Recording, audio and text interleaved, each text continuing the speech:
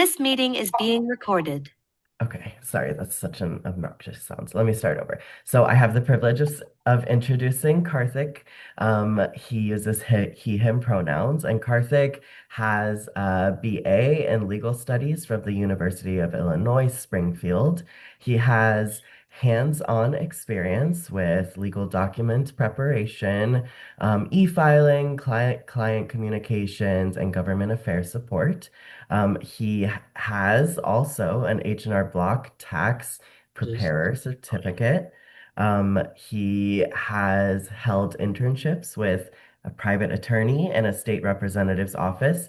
He is an Illinois Justice Corps volunteer, an Illinois Partners in Policymaking graduate, and he is also a presenter for the Going Home Coalition. He helped lead one of our legislative advocacy series about submitting a witness slip. So I'm going to pass things over to Karthik. He's going to get us kicked off. oh yes. Yes, hello.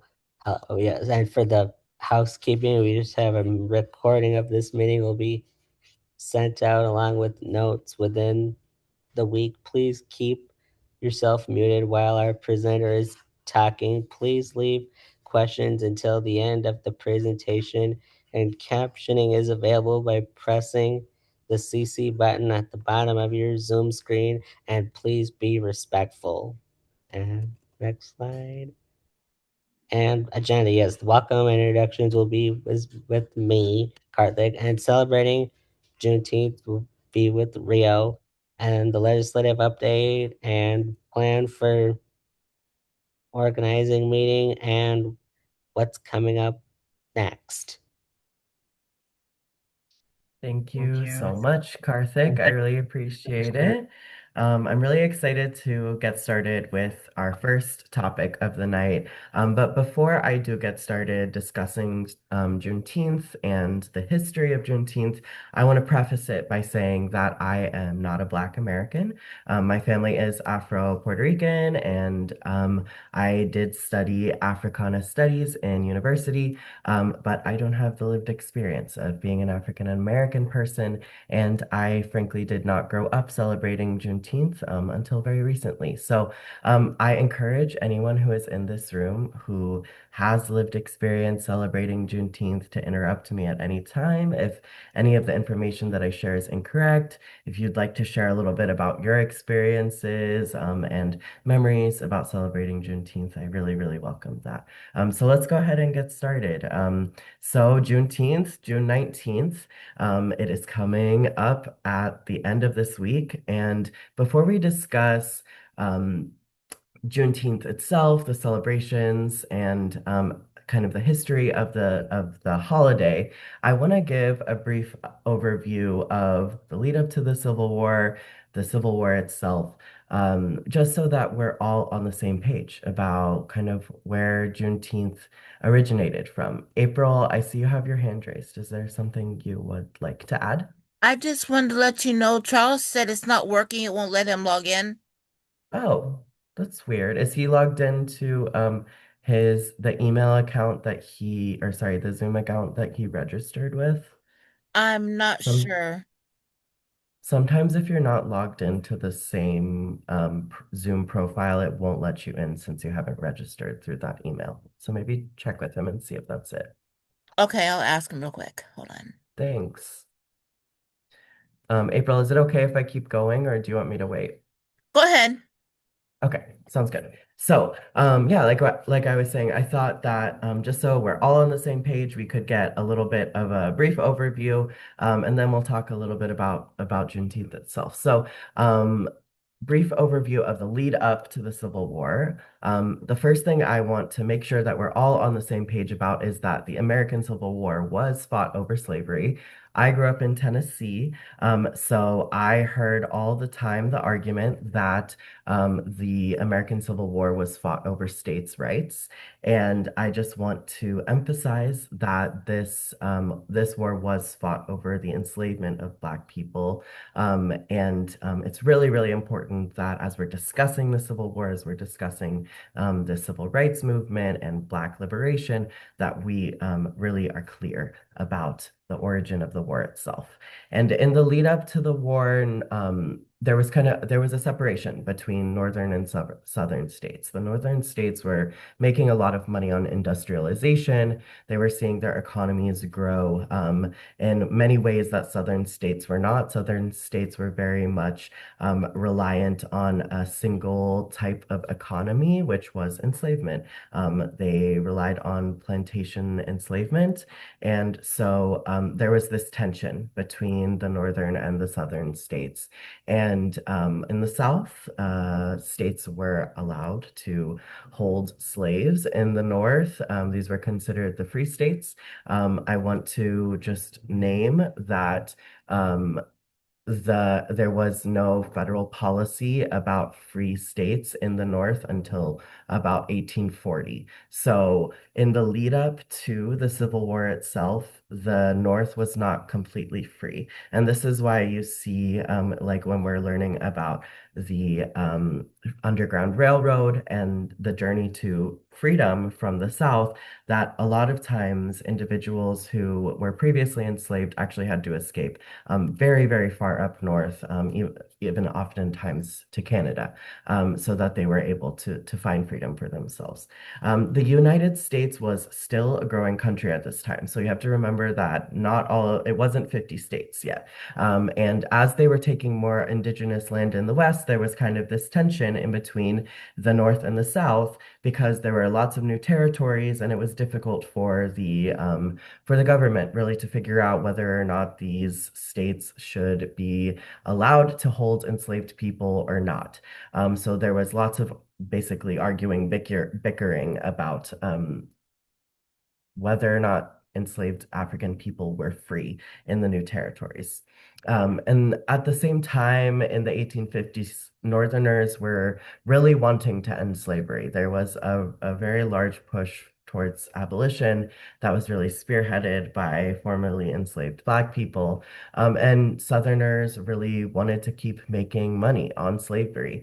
They thought that, they thought that they could make immense wealth from the practice, and unfortunately, they really dug their heels in when it came to trading and selling individuals who were essentially kidnapped.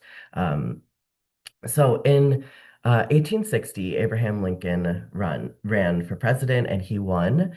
And directly after his election, 7 southern states, South Carolina, Mississippi, Florida, Alabama, Georgia, Louisiana, and Texas, seceded and became the Confederate States I think it's Confederate States of America. Yes.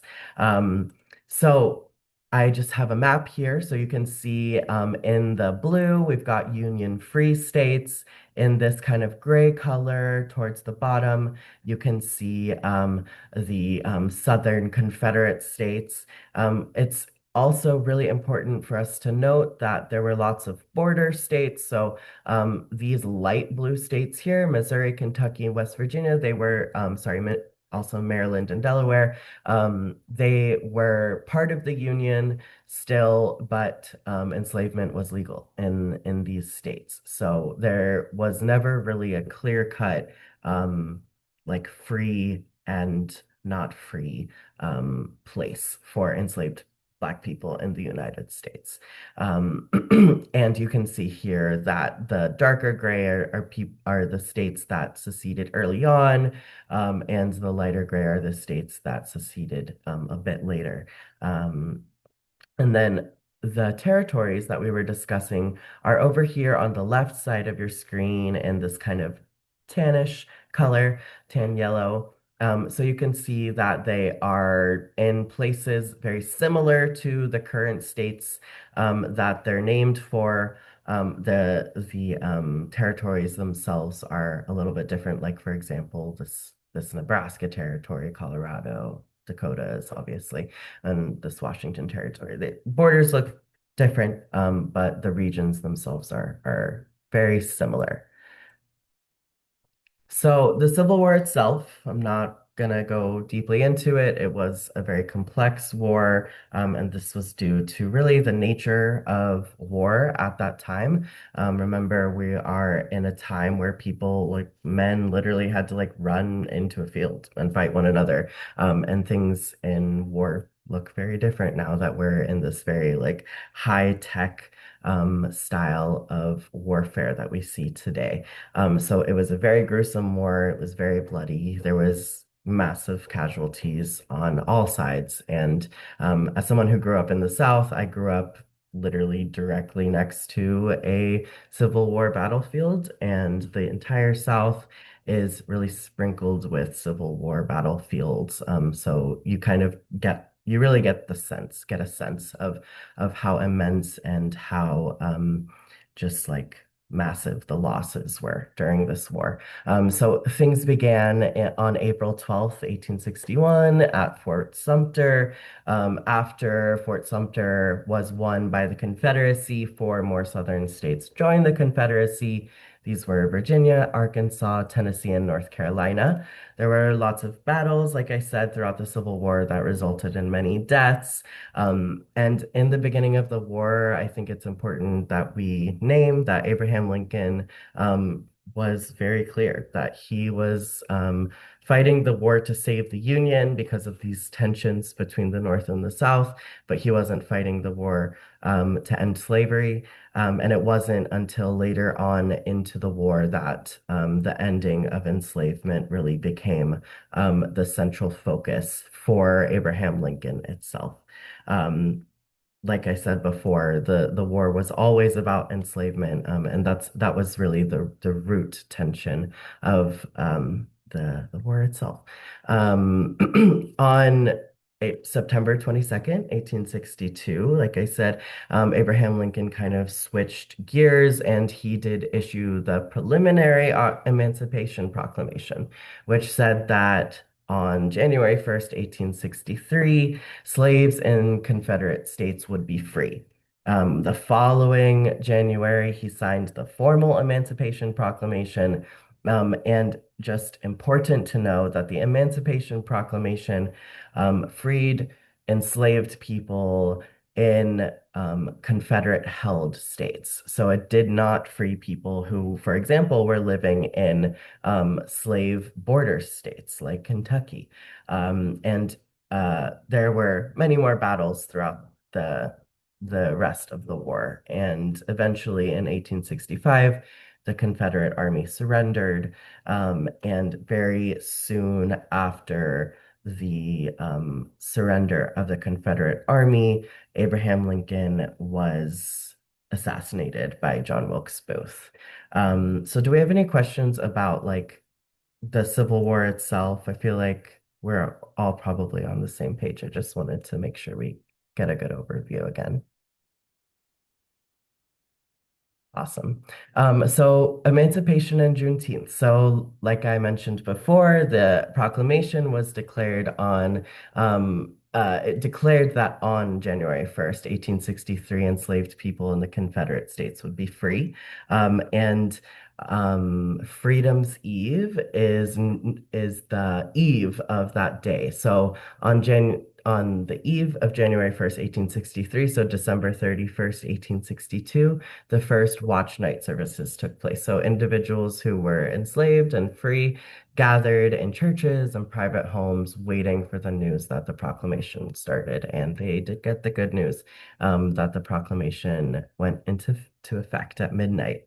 After this, Union soldiers marched onto plantations and cities in the South, spreading news of freedom. They went basically plantation by plantation and occupied plantations and told individuals who were enslaved that they had gained their freedom.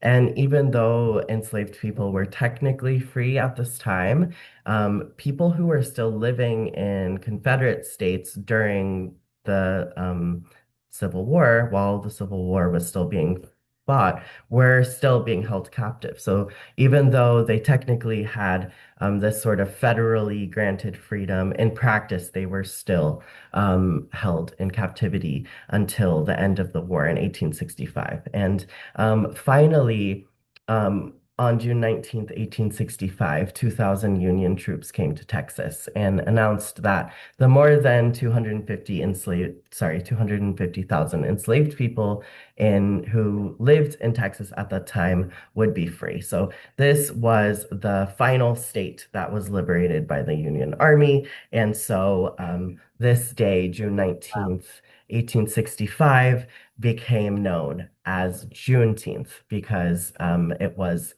the day where everyone was finally free. And after this, December 6, 1865, the 13th Amendment to the US Constitution was ratified to abolish slavery.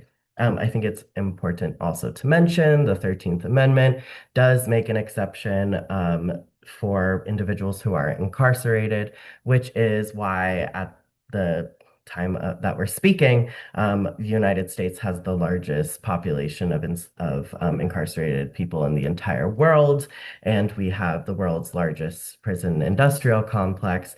There are places like, for example, Angola Prison in Louisiana that are prisons that were built directly on top of plantations. So during the Reconstruction era, while basically Southern states were fighting back against the freedom of enslaved Black people, formerly enslaved Black people. Yeah, there was lots of complexities. And sorry, I lost my train of thought. um, but yeah, sorry.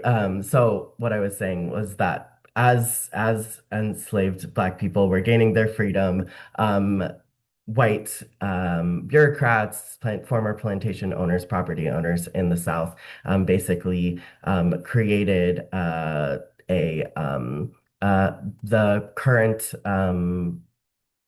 like the backbone of the current prison industrial complex. So really enslavement for Black people never ended.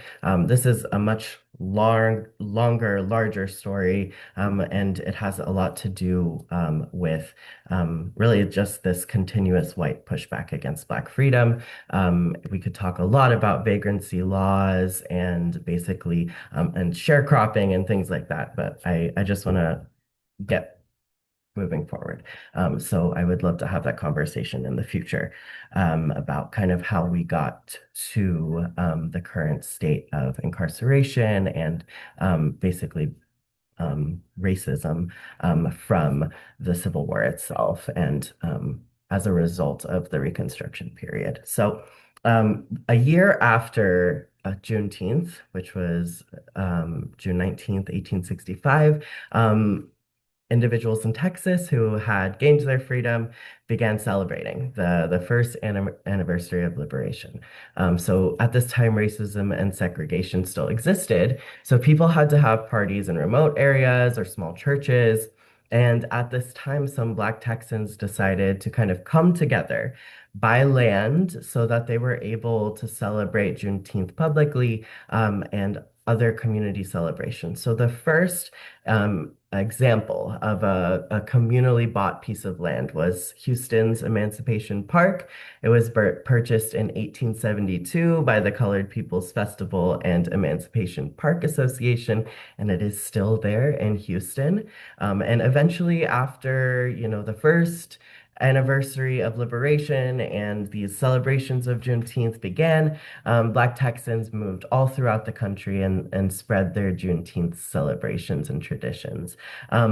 As the years progressed, Juneteenth kind of wasn't practiced as often. And because of kind of the civil rights movement, it really kind of lost traction as a celebration. Towards the end of the civil rights movement, towards the end of the 60s, I should say, it became much more popular again because the Poor People's Campaign organized a Solidarity Day on June 19th, 1968 in Washington, D.C., after the death of Martin Luther King Jr. just a few months earlier in April. So um, uh, the kind of resurgence of Juneteenth really began thanks to the civil rights movement, and it really became this celebration of not just liberation from enslavement, but also the fight for freedom, the continual fight for freedom for Black Americans. And it continued to be and continues to be this very intrinsic part of the Black American community, the Black American experience. And we really saw a resurgence of the kind of celebration of Juneteenth and the politicization of Juneteenth after the murder of George Floyd in 2020. So I'm not sure if any of you here were part of the protests that happened that year, but as we remember, things really came to a head in our country.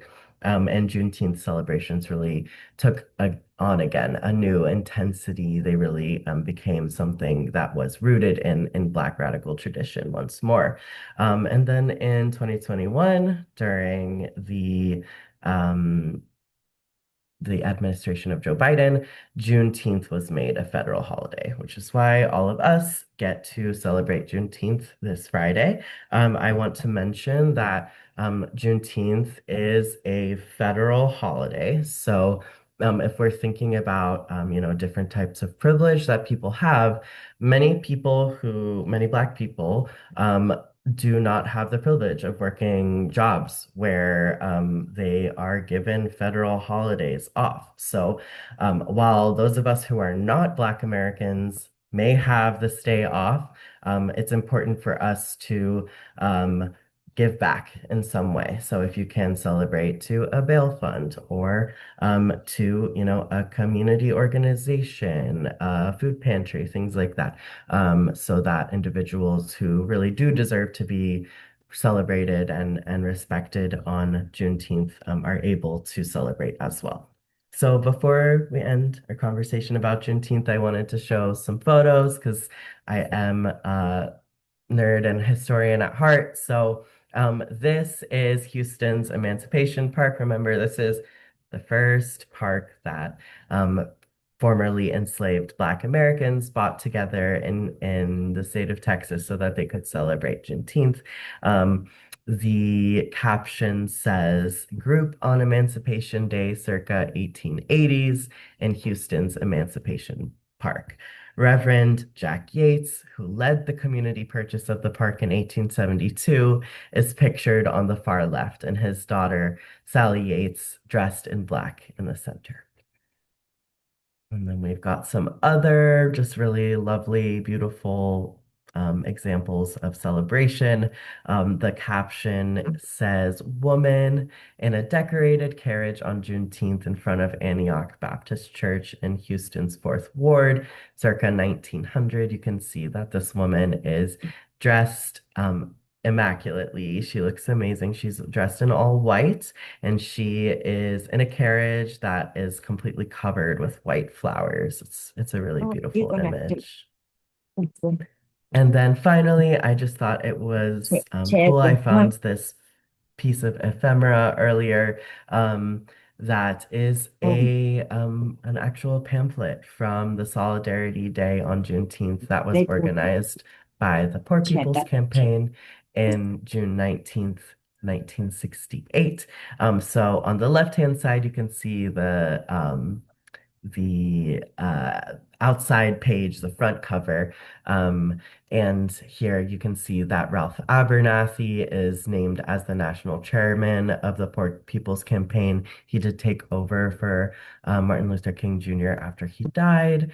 Mrs. Martin Luther King Jr. was the national vice chairman, along with Mrs. Medgar Evers.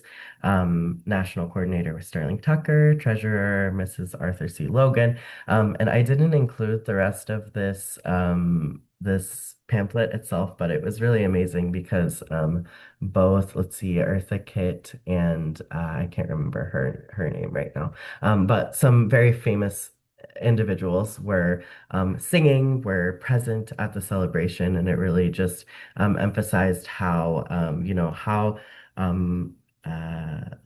tied. Black artistry and Black resistance have always been. And just naming Black artistry further, you can see on the right-hand side a set of lyrics of Lift Every Voice and Sing, which is known as the unofficial Black anthem. Evening, how you doing? Looking for Anthem. nachos? Nachos? Um, No, not at Starbucks. Let's see. Oh. I'm not sure who has their. Can we make sure that we're muted in the background? Sorry, guys, I can't see the mute itself. Okay. Awesome. So these are my sources. I will drop these in the chat and send them out to you guys later. Before we get started on our legislative update, do you guys have any questions about Juneteenth? Does anyone who's in the room want to share about their experiences celebrating Juneteenth, anything like that?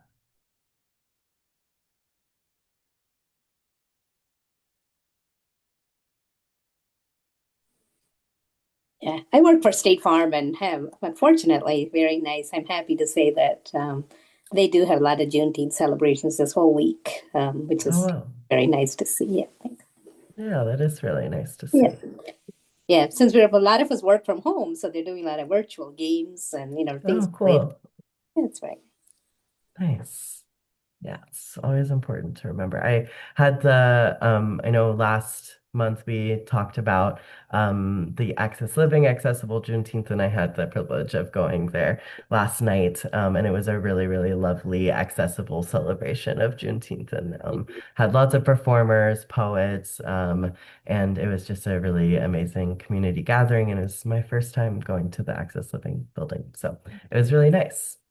Okay, so I am going to move forward into our legislative update. And I just thought that since we were following lots of bills closely this session, we could get an update on those that did pass. So, and those that did not, and kind of next steps. So, some successes on the ARC of Illinois side, HB 4581. This bill amends the Children with Disabilities article of the school code. So by January 1st, 2027, the State Board of Education and Illinois Work Incentives Planning and Assistance Program, or WIPA, will create a process to share information about WIPA so that they ensure that the information is shared to students, parents, and guardians, transition planning services coordinators at school districts, special education joint agreements, and other relevant educational agencies. So that's really excellent. Lots more folks will kind of have understanding of working and managing benefits and things like that. And then we were also following lots of Access Living bills as well. So thankfully, HB 1783 did pass. This creates the Language Equality Acquisition for the Deaf, Hard of Hearing, and Deafblind Children Act. It creates a language assessment program for deaf, hard of hearing, and deafblind children, and select language developmental milestones. Also, HB 1810 passed. It creates the Equitable Access to Education, Employment, and Training for Incarcerated Individuals with Disabilities Act. This is a really excellent bill. I think Greg is dropping all of the bills, the links to ILGA in the chat. So I recommend that you guys go and read a little bit more about the bills themselves. And then finally, we've got HB 4758, job application fairness. So this prevents discrimination if an individual does not have a driver's license. It makes sure that people who are applying for jobs and don't have a driver's license aren't rejected from the job that they're applying for, if the job doesn't require you to drive. So it helps to eliminate the barrier of needing a driver's license to apply for a job. So this will definitely impact lots of individuals with disabilities.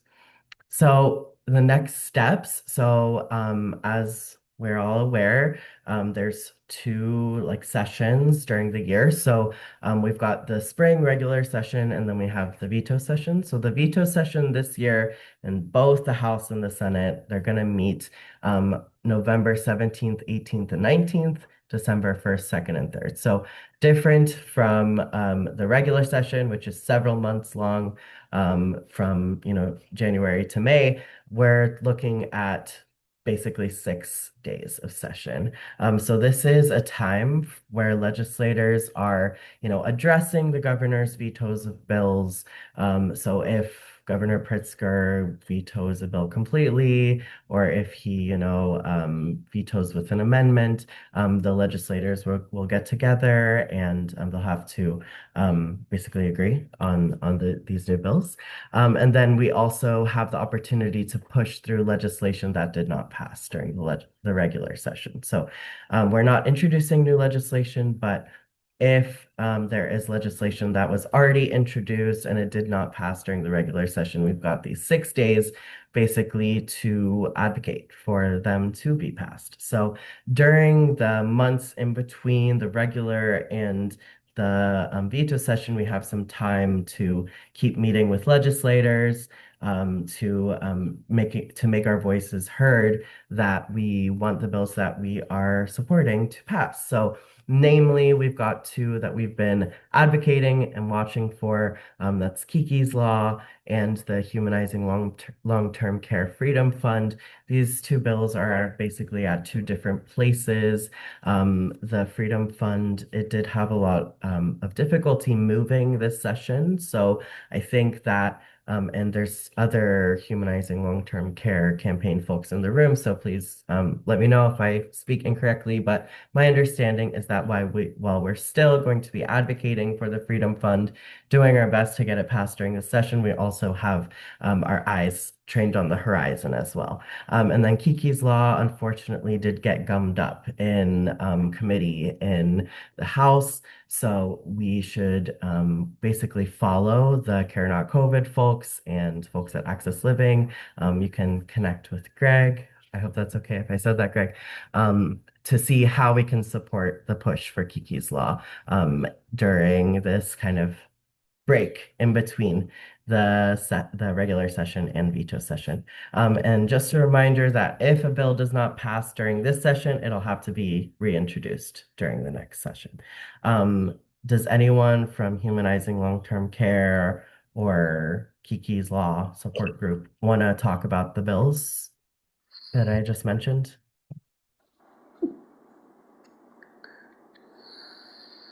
Go ahead, Barb. Just you are correct. We do have our eyes on the horizon, and we'll be this summer we're going to be sort of expanding our base and educating folks.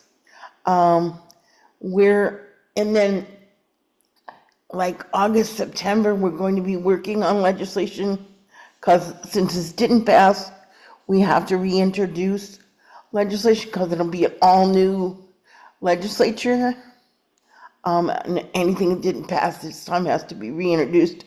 So we're going to work on that.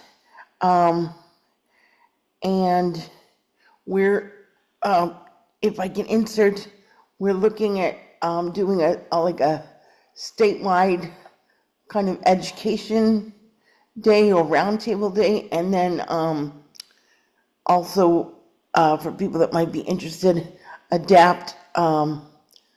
One of the leaders, Scott Nance, is wanting to do some education on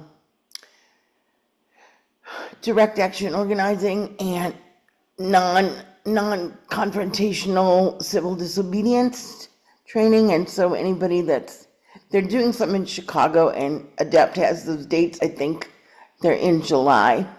And then they're thinking about doing some downstate, probably in Bloomington or Champaign. And if people are interested, they can talk to me or Scott about joining those, because we're trying to get a downstate contingent that would like to be a little more educated.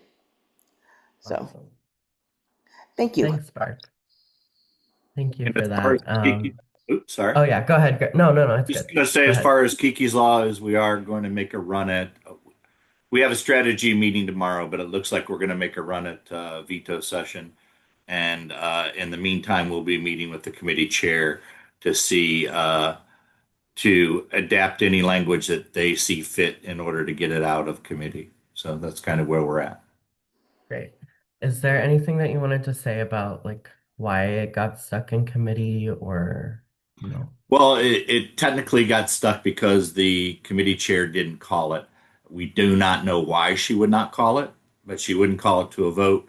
And so that's why we're working with her now to try to figure out exact reasons and see if there's any compromise language, et cetera, that we can put into the bill, amend it, and still not mess with the integrity of the bill and still be able to bring it back to the Senate and get through.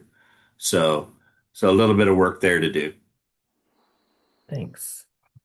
Anyone have questions for Barb or Greg or questions about the legislation we just talked about or any legislation I maybe missed and didn't cover that we were following?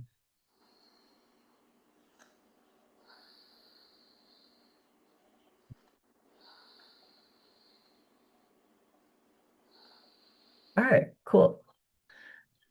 Okay, so just as a reminder, we have implemented a new format for our meetings. So because our meetings are just so full of really amazing information, we had already discussed creating kind of an organizing meeting that happens during the day for people who are self-advocates and maybe are unable to join us during the evening time for whatever reason.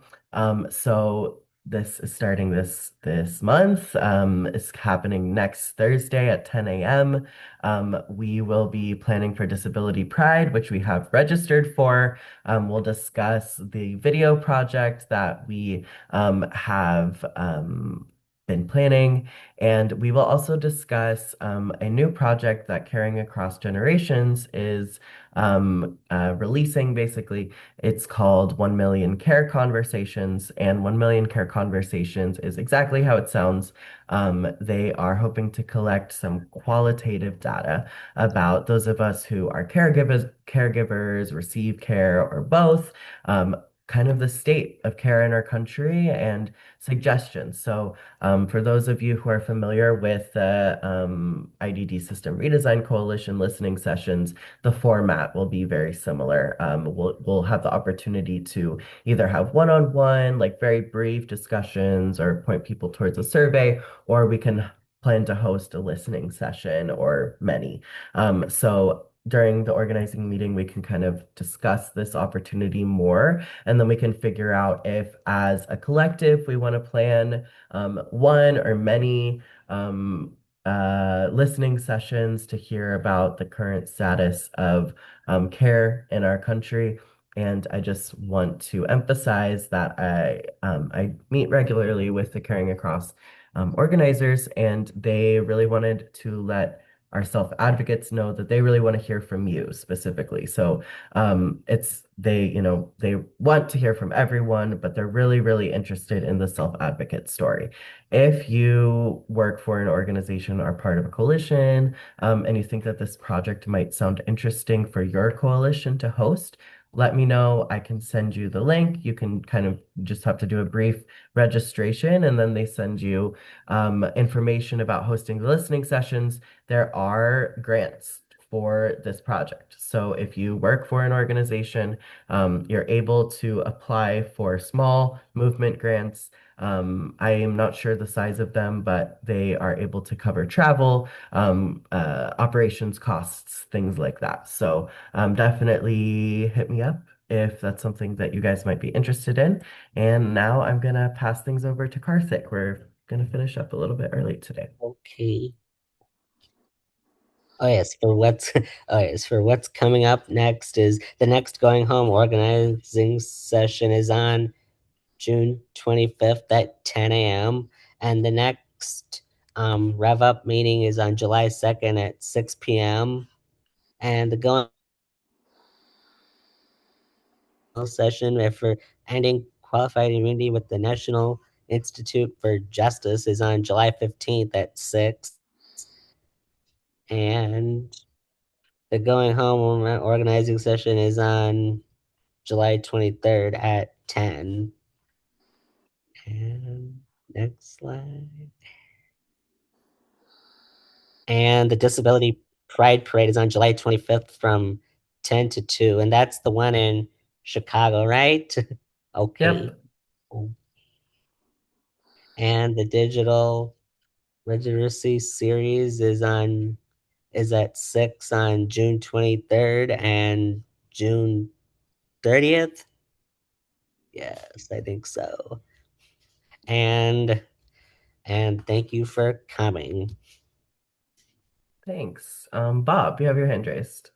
Yeah,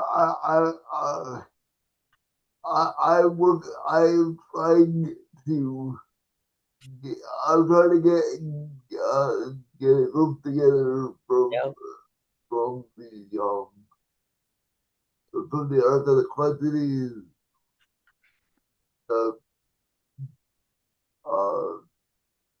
Michael is going to help me do all that, so I'm working on that. So in the process of me, I told everyone that I want to go, and I told them that I want to get a group of people to come, but I haven't heard any more about that. I'm gonna meet with him again, and I'll bring it up. But Barb, what do you think about people might want to go from one of our other groups that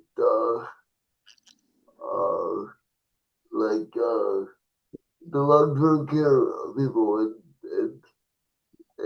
stuff, but that was just a question out to you, Bob, and see what you thought.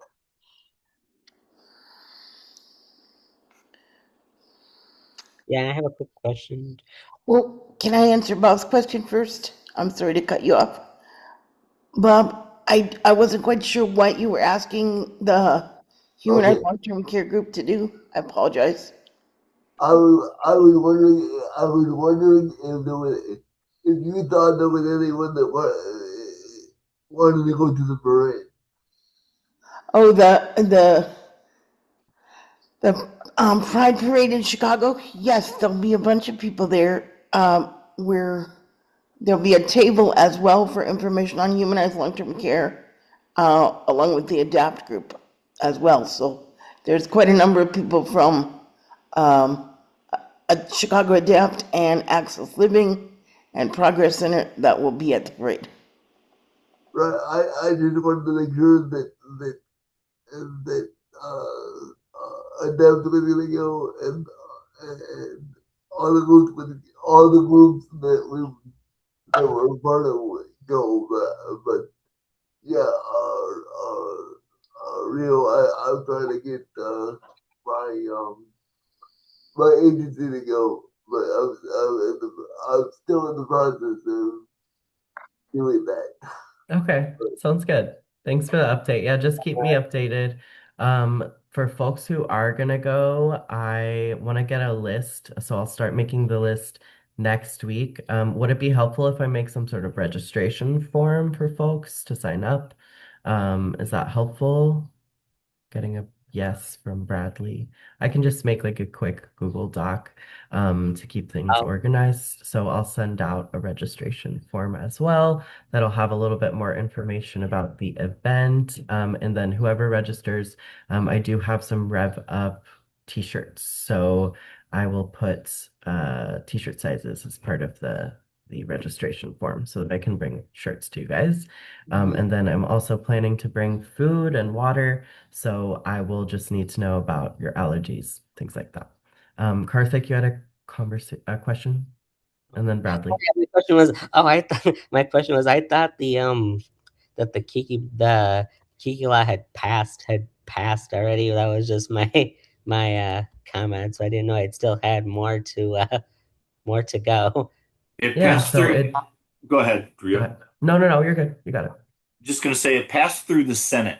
So it got through the committee in the Senate, then through the Senate then it goes to the other body, which is the House, Oh, okay. and it gets put back into committee, and that's where it lagged.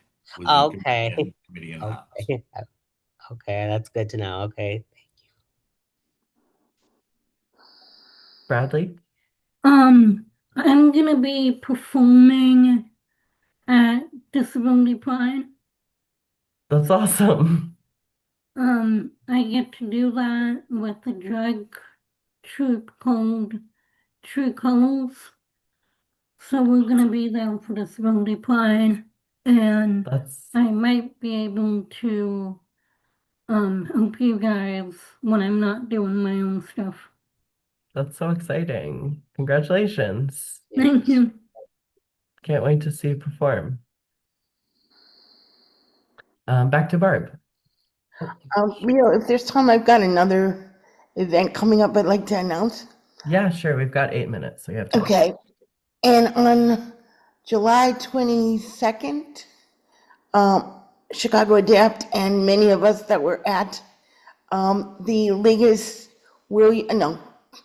the Culvert Williams hearing this June. There's another hearing, or it was May 28th. There's another hearing July 22nd in Chicago.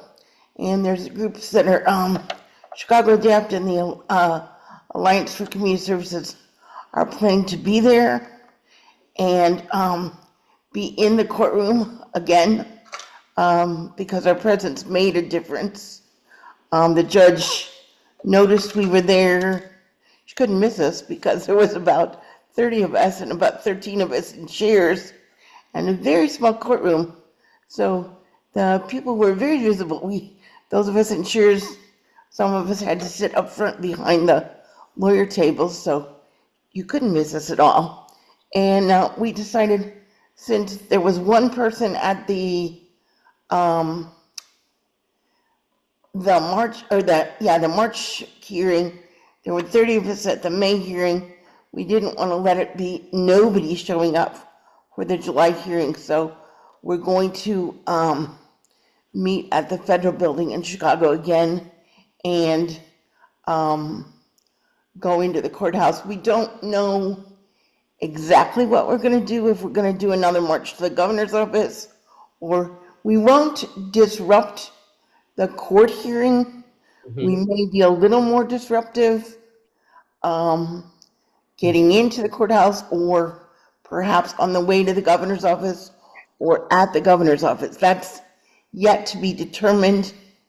And so stay tuned for more information, or you're welcome to send me, or I don't know if you'll be going, Rio, but could you direct people to me if you don't have answers, and people reach out to you, please? Yes, absolutely. I was lucky to go with the Alliance to the Colbert hearing that Barb is talking about, and it was my first time attending one of these court monitor hearings, and I would say yes, I echo everything that Barb says. The self-advocate presence was very much noted by the judge and the plaintiffs, yeah, so I think I agree very much. It would be great to have more self-advocates show up.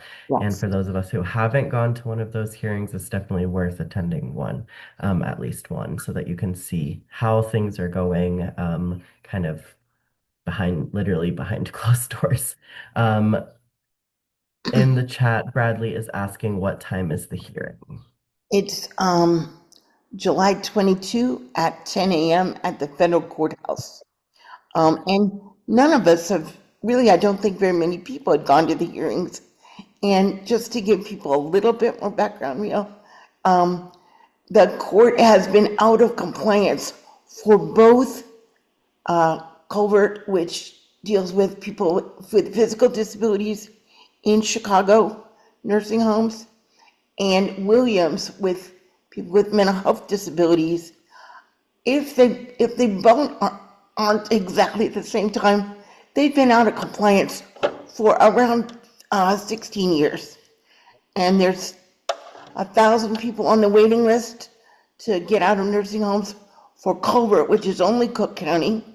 And there's about 750, I think, on the Williams waiting list. And both court decrees, they've been out of compliance almost from the beginning. And that's 16 years ago.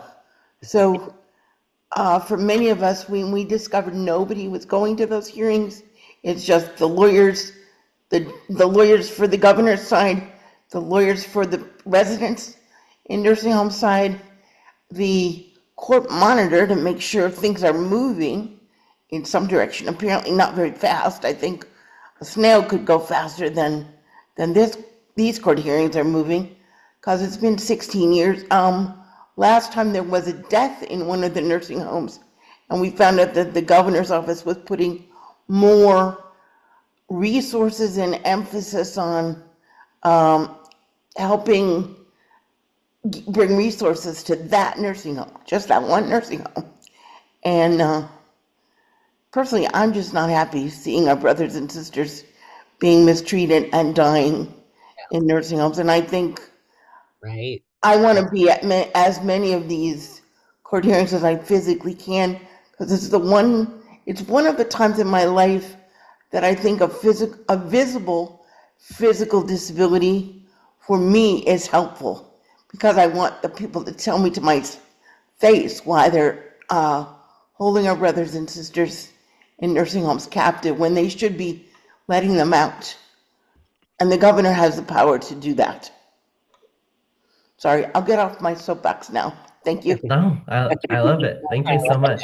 Yeah, thanks for the extra context and yeah, for the passionate insight. I think that's really important. And you guys know last month we had the honor of hosting Shirley, where she talked about the Liggett consent decree and how, you know, the Liggett consent decree deals directly with individuals with IDD, but we're not, you know, when we're as going home, when we're fighting for deinstitutionalization, that line doesn't just stop at individuals with IDD who are living in SODCs, right?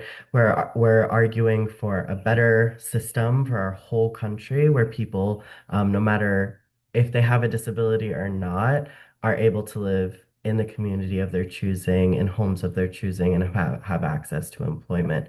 So just it's important for us to remember that, you know, we're not just always focused on the IDD world, that we should be able to see how our fight for the closure of SODCs and deinstitutionalization and the creation of a person-centered system is directly related to, you know, the larger disability movement, the incarceration, the abolition movement, the movement against homelessness, things like that. So yeah, thank you everyone for a really excellent meeting, and thanks for listening about Juneteenth. And I am really happy that we got to learn a little bit more about Juneteenth today. I hope that some of us learned a little something. And if not, oh, that's great. That's great, Karthik. Thanks for that feedback. I got to learn a lot and look at archives, which I love doing.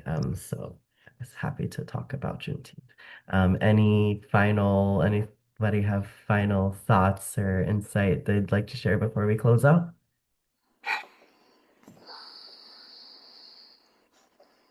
All right. Yeah. Awesome. This was awesome. Oh. Yeah, learned a lot. So Oh, thanks, Anandi. You're so nice. Great to see you guys, and I hope to see everyone at the organizing meeting next week so we can talk about some concrete steps that we can take to supporting our community. See you guys next week. Thanks for coming. Thank you all. Bye. Bye. Bye.